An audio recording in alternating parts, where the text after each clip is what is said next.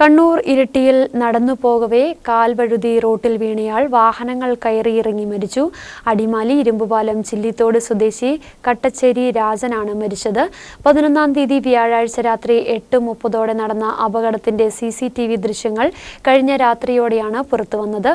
കണ്ണൂർ ഇരിട്ടിയിൽ നടന്നു പോകുമ്പോൾ കാൽവഴുതി റോട്ടിൽ വീണയാളാണ് വാഹനങ്ങൾ കയറിയിറങ്ങി മരിച്ചത്. അടിമാലി ഇരുമ്പുപാലം ചില്ലിത്തോട് സ്വദേശി കട്ടച്ചേരി രാജനാണ് മരിച്ചത്. 11-ാം തീയതി വ്യാഴാഴ്ച രാത്രി 8:30 അപകടമുണ്ടായത്. അപകടത്തിന്റെ CCTV ദൃശ്യങ്ങൾ കഴിഞ്ഞ രാത്രിയോടെയാണ് പുറത്തു വന്നത്.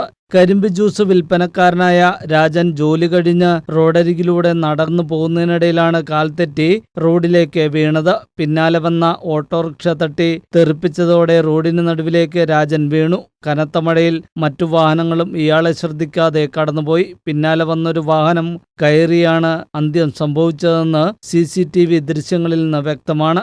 രാജനെ ഇടിച്ച് നിർത്താതെ പോയ വാഹനത്തിനായി പോലീസ് അന്വേഷണം ഊർജിതമാക്കിയിട്ടുണ്ട്. തലശ്ശേരി മൈസൂർ ദേശീയപാതയിലെ കീഴൂരിൽ വെച്ചായിരുന്നു അപകടം നടന്നത്.